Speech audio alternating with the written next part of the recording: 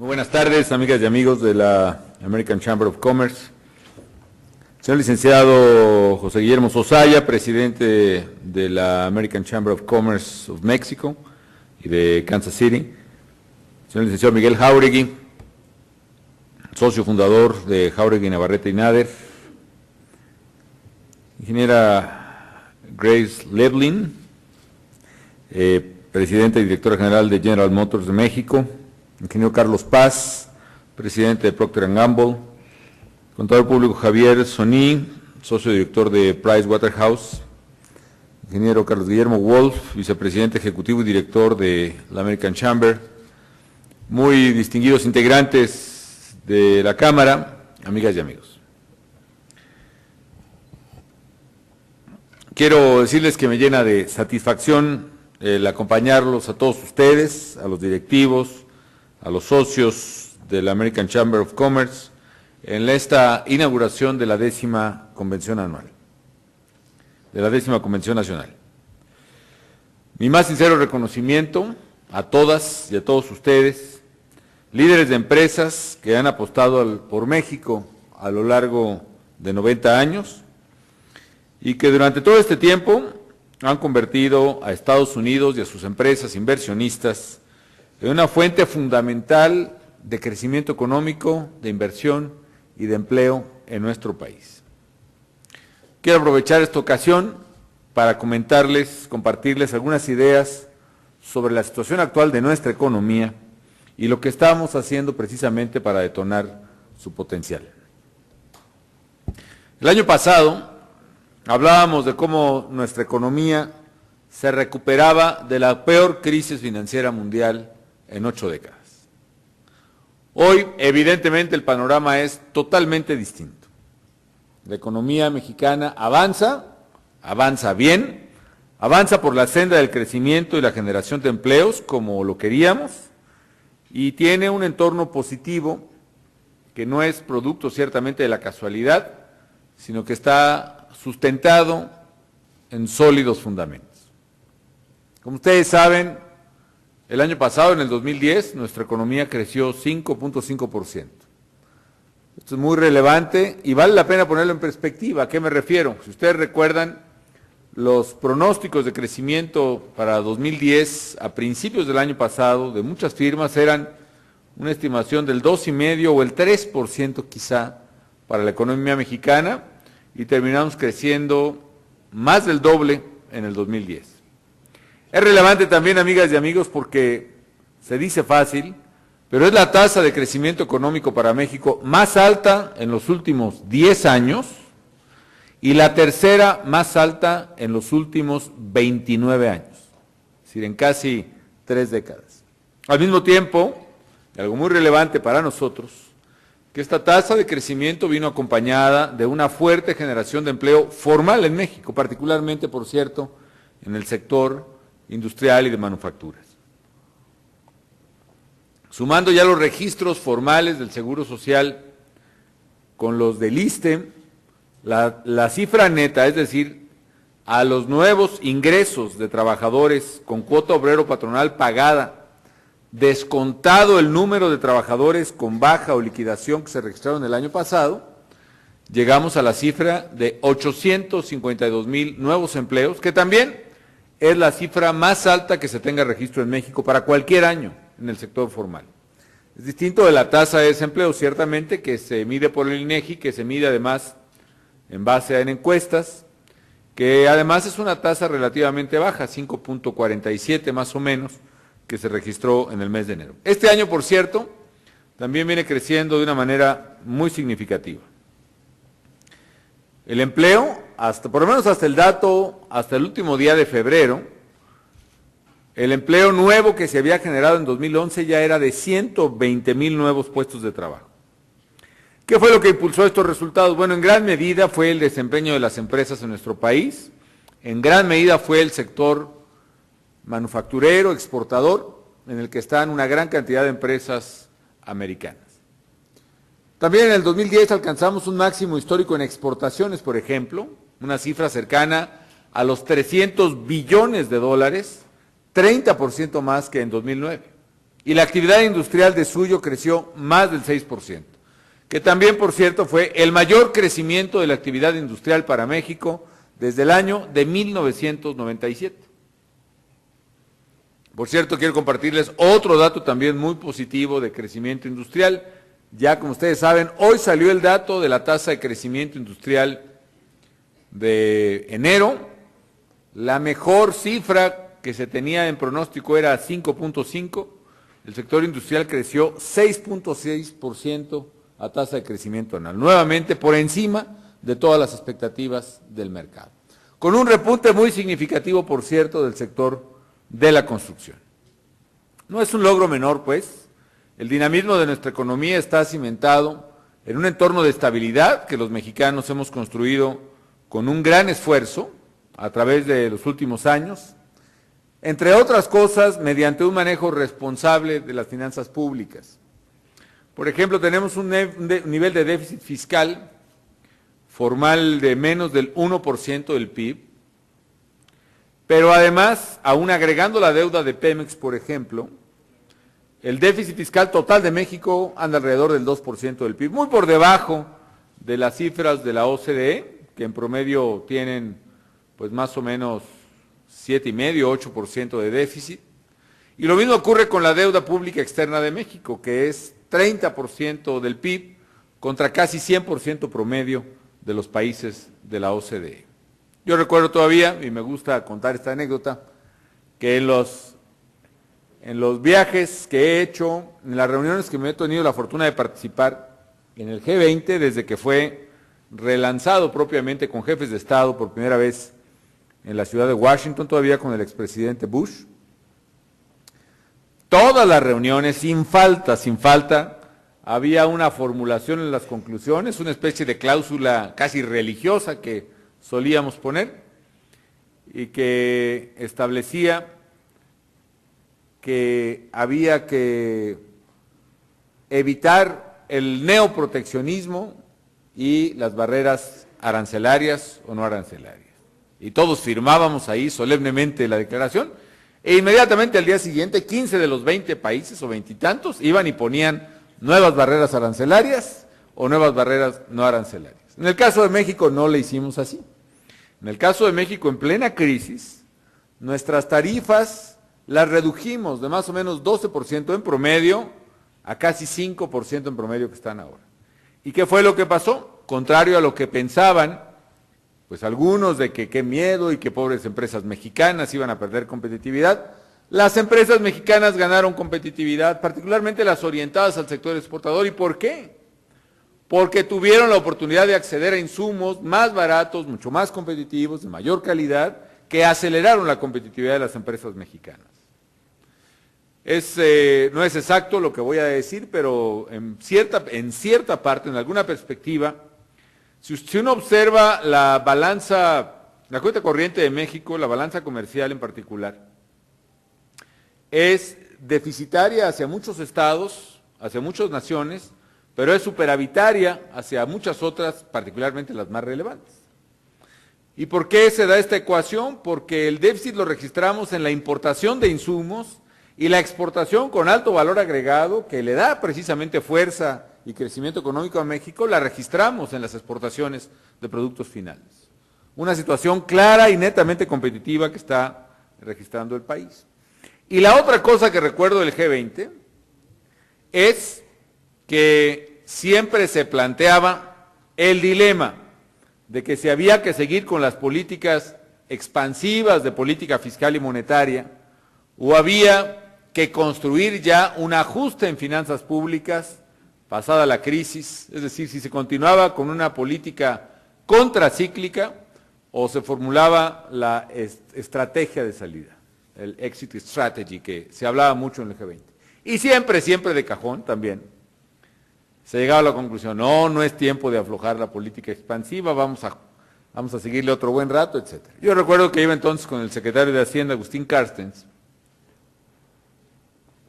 pero ese año, en el tercer trimestre de 2009, pues ya no traíamos muchas canicas, la verdad, ¿no?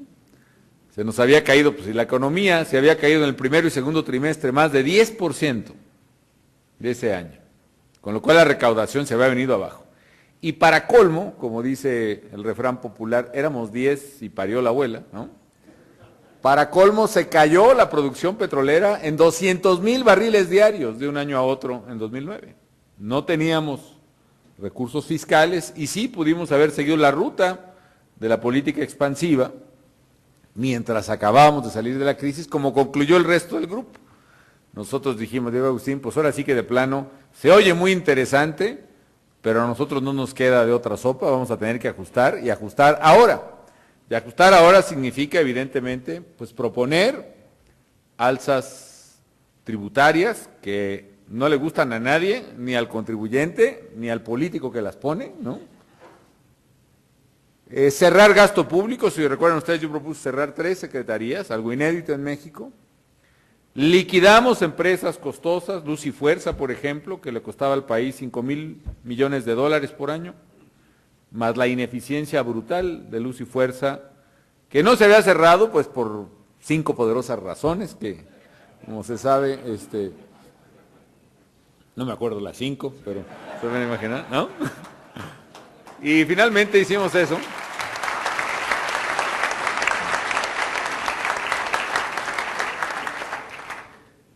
Y nos costó mucho, operativa y políticamente.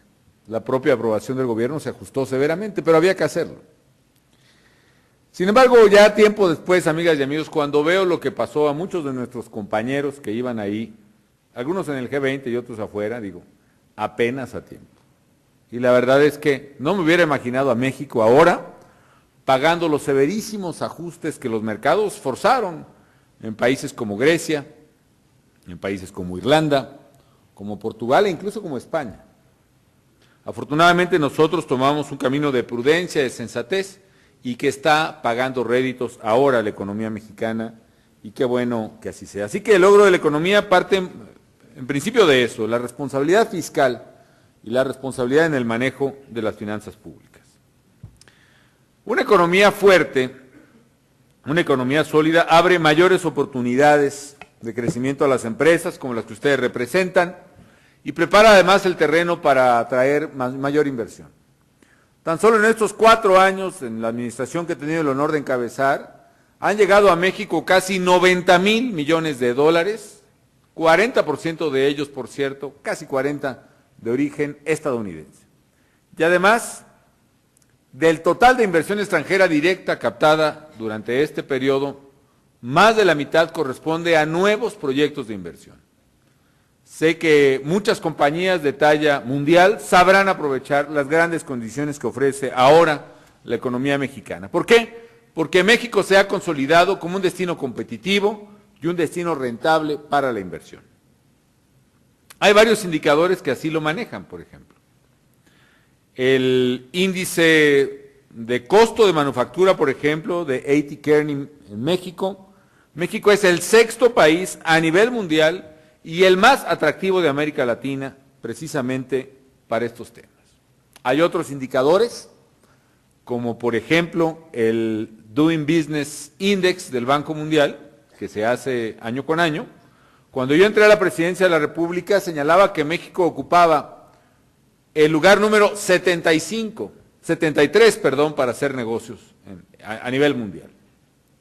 Sin embargo, ya en este 2011, el Banco Mundial, en la nueva publicación del índice, señala que México ocupa el lugar número 35, es decir, hemos avanzado 38 lugares y somos un país más atractivo para hacer negocio que cualquier otro país de América Latina y que cualquier país, por ejemplo, de los llamados BRICS, Brasil, Rusia, India y China, de acuerdo con estos datos del Banco Mundial. Y nosotros los vemos, además, no solo en las estadísticas o en los indicadores de competitividad, sino también lo vemos en el buen desempeño de las empresas que trabajan en México. ¿Y por qué razón, amigas y amigos? Vale la pena repasar cuáles son las razones por las cuales México es tan competitivo en materia de manufactura. Primero, tenemos una posición geográfica estratégica. Digo, ciertamente esa no la escogimos nosotros, pero la tenemos, ¿no? Finalmente es un activo. Es una ventaja, qué duda cabe, ser la única nación emergente, la única economía emergente en todo el globo que tiene 3,000 kilómetros de frontera con la economía más fuerte del mundo, que sigue siendo Estados Unidos. Hasta ahora, y desde luego esperemos que por muchos años, ¿no? Segundo, somos un país orgullosamente latinoamericano, pero también el único latinoamericano que está en Norteamérica. Y eso nos da una ventaja enorme. ¿Por qué? Porque nos ha permitido a México ser lo que un buen amigo mío llamaba hace 20 años, 25, cuando tratábamos de abogar en favor del TLC en México. Ser un eslabón multidireccional en un mundo multipolar. Estaba muy elegante el nombre, pero la verdad es que México, si ustedes observan, yo suelo decirle a los estudiantes, son los que más me creen en eso, pero en fin, si ustedes observan un mapa y lo abren, México está exactamente en el centro del mundo, ¿no? Y efectivamente estamos más o menos, no exactamente en el Ecuador, pero sí ya abajo del trópico, de hecho el trópico pasa por aquí. Tenemos 10,000 kilómetros de litorales que nos conectan con toda la cuenca del Pacífico, con las poderosas economías asiáticas, con la costa oeste de Estados Unidos, con América Latina, con las economías del Pacífico bollantes como son la de Chile, la de Colombia, la de Perú ahora. Y tenemos también costa hacia el Atlántico, lo cual nos comunica directamente con Europa, con África y con la costa este de Estados Unidos, lo cual nos da una ventaja excepcional. Dos, que tenemos tratados de libre comercio que nos permiten producir desde México con tasa cero de arancel a más de 1,000 millones de consumidores en todo el mundo. Y eso evidentemente nos permite que México sea fuertemente competitivo. Pero hay otras cosas que hemos hecho precisamente para empujar la competitividad. Uno es invertir en la gente.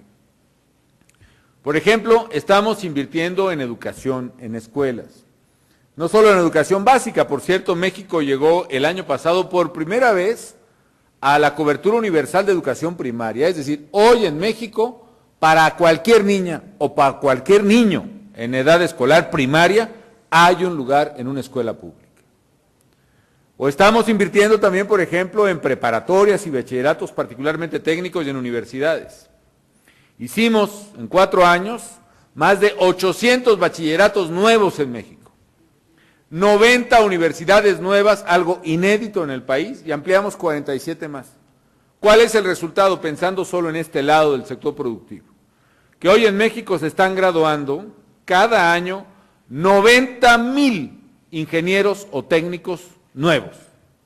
90,000, que son por primera vez más ingenieros o técnicos que en Alemania, o en Canadá, o en Brasil. Y por esa razón México, que ya había demostrado que es muy bueno para manufacturas, para mano de obra, también hoy estamos siendo muy buenos para una transición que queremos de mayor valor agregado, que es la inteligencia, la ingeniería, el diseño de nuestros muchachos. Es decir, de un país fuerte en mano de obra, estamos pasando a ser un país fuerte en lo que yo llamaría inteligencia de operación. Y por esa razón, por ejemplo, en la industria aeroespacial, no solo estamos siendo el país que más inversión aeroespacial ha atraído en los últimos años en todo el mundo, sino que hoy no solo se arman tornillos y fuselajes, sino que hoy jóvenes ingenieros mexicanos, por ejemplo, están rediseñando el motor de General Electric que trae el avión, el Airbus 380. Hoy en México se está haciendo ingeniería de calidad. De manera tal que estamos invirtiendo en la gente, no solo en educación, sino en salud. La otra es precisamente este indicador. En el año 2000, había 44 millones de mexicanos con seguridad social, es decir, con algún tipo de servicio médico público. Hoy la cifra llega a 94 millones, mucho más del doble. Hemos construido más de 1,000 hospitales o clínicas nuevas en 4 años. Y hemos remodelado o ampliado cerca de 2,000. Adicionales a esas, con lo cual, hoy México está, yo sé que en Estados Unidos hubo un debate muy largo, muy desgastante del presidente Obama, por darle un empujón, digamos un 1 y 10 al tema de la cobertura de salud. Nosotros, a este ritmo, porque hemos cuadruplicado el presupuesto del Seguro Popular en 4 años, vamos a llegar al año 2012 con cobertura universal de salud. Es decir, médico, medicinas y tratamiento para cualquier mexicana o cualquier mexicano que lo necesite y donde lo necesite. Estamos, invirtiendo en algo que es fundamental para las empresas, y yo lo sé, también lo es para nosotros, que es en la ley. ¿Por qué? Porque queremos un Estado de Derecho, porque sabemos que si no hay certidumbre jurídica y seguridad pública no puede haber el resto de las cosas.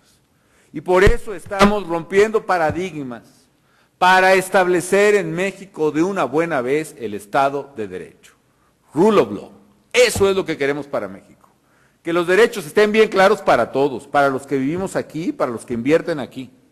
Que los derechos sean aplicados estrictamente, que haya jueces imparciales y que quien cumpla la ley tenga el mérito de tener el legítimo ingreso de su esfuerzo y quien incumpla la ley sea castigado y sancionado. No es fácil para un país que fue educado en una cultura de complicidad, de corrupción, de tranza, como decimos los mexicanos por desgracia, que en mi opinión le hizo un daño enorme a México. Pero hoy, amigas y amigos, estamos decididos de que México sea un país de derecho, un país de leyes. Y construir un país de leyes cuesta, sí, pero estamos decididos a hacerlo. Este esfuerzo, amigas y amigos, está reconocido, y agradezco mucho las palabras del señor Sosaya a este respecto, por muchos, pero también los datos duros, amigos, confirman que México para las empresas del mundo es y seguirá siendo un destino competitivo y un destino rentable para invertir. Quiero decirles, amigos, que estamos avanzando en 3 líneas en materia de seguridad y Estado de Derecho en México. Uno es combatir y contener a los criminales, donde han agarrado un poder prácticamente impune. Y en ese sentido estamos actuando con mano firme. ¿Qué tan firme y qué tan exitosa ha sido esta acción? Solo les doy un dato. En 2009, la Oficina del Procurador General de la República publicó la lista de los criminales más peligrosos y más buscados en México. Most Wanted. Y de esos 37 de todos los cárteles del país, ya hemos atrapado o han fallecido resistiéndose al arresto 20 de esos 37, más de la mitad en menos de 2 años. Y vamos a seguir, ¿por qué? Porque en México va a quedar bien claro que no habrá más ley que la ley que los mexicanos democráticamente hemos escogido para nosotros. No la ley del crimen, no la ley del AMPA, no la ley de la violencia. Segundo,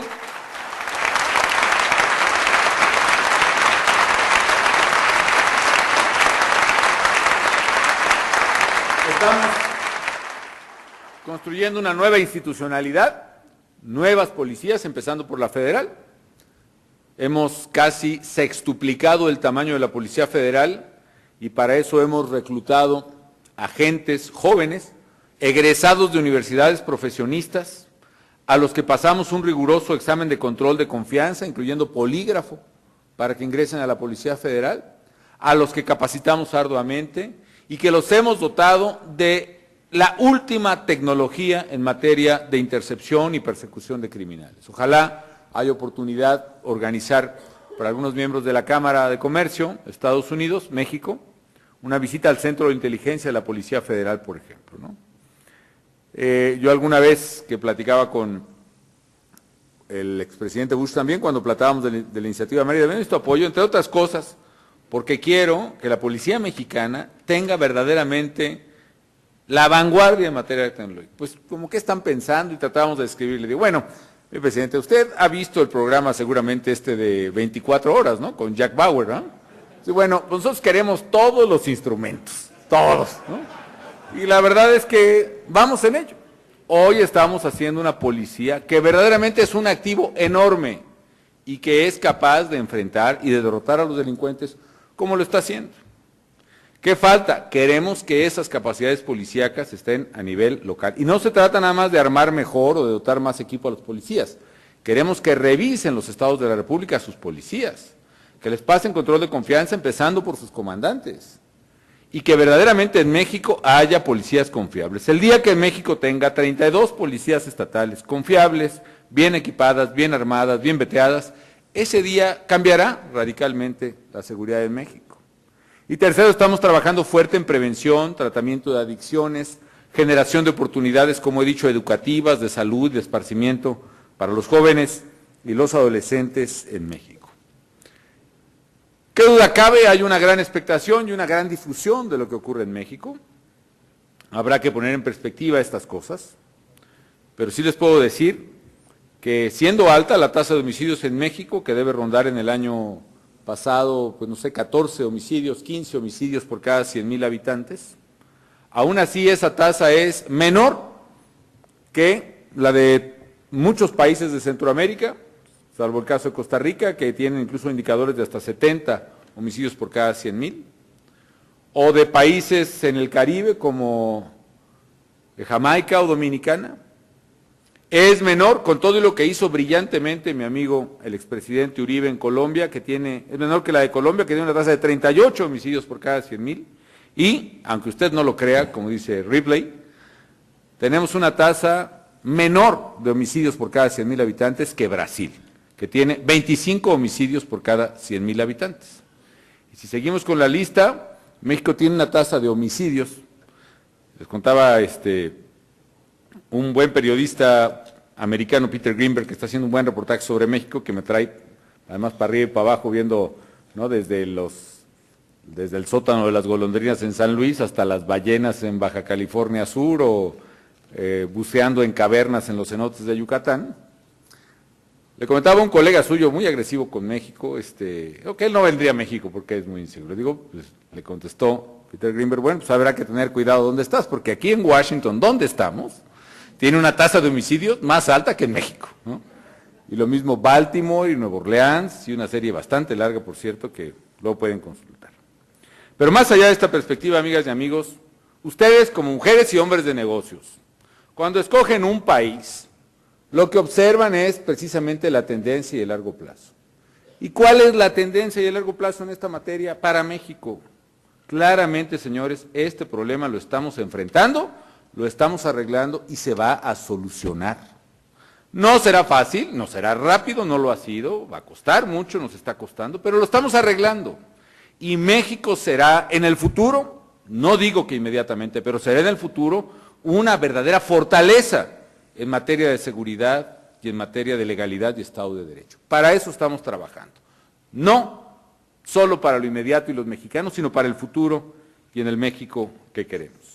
Otro aspecto es lo que estamos invirtiendo en infraestructura, donde el gobierno y el sector privado, entre otras la empresa del señor Sosaya y otras más americanas importantes, estamos invirtiendo fuerte en la infraestructura que el país necesita. El promedio de infraestructura de los países de la OECD es de 3.4% del PIB en inversión en infraestructura. En México, en los últimos 3 años, hemos elevado la inversión en infraestructura a 5 puntos del Producto Interno Bruto. Para darles una idea, la remodelación del Canal de Panamá,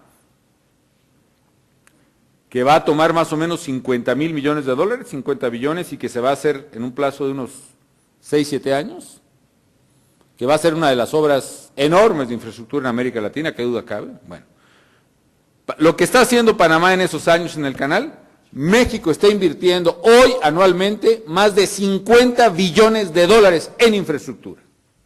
Es decir, en un año invertimos tanto como se está invirtiendo en varios en el Canal de Panamá. Y eso ha implicado nuevas carreteras, modernización de las existentes, puertos, aeropuertos, vías férreas, telecomunicaciones, varias cosas. Eso también es una ventaja porque le está dando a México una gran versatilidad logística. Por ejemplo, sabemos que desde México o a través de México es más fácil introducir o exportar mercancía al mercado de Estados Unidos que incluso sobre varios puertos americanos. Que es más fácil llevar mercancía de Asia, insumos, elaborarlos aquí en México y transportarlos a la costa este de Estados Unidos, es más fácil hacerlo aquí, por Manzanillo, Lázaro Cárdenas, que por Long Beach. Que por supuesto es mucho más rentable. Muchas empresas norteamericanas, ojalá se pregunten, ¿cuál será el lugar más competitivo y más barato y más rentable para invertir en todo Norteamérica? La respuesta es el lugar más rentable, más competitivo, más barato para invertir y producir y ganar utilidades en toda Norteamérica, ustedes lo adivinaron, es México. Y eso es absolutamente demostrable. Aquí quizá el reto sea convencer de que Norteamérica no solo abarca Estados Unidos, sino también abarca Canadá y México. Esa es la regla. Quinto, finalmente, el gobierno está tratando de hacer su parte. A principios del año pasado le dije a mis secretarios, vamos a hacer una reforma regulatoria en serio. Pero para hacerlo, vamos a hacer lo siguiente.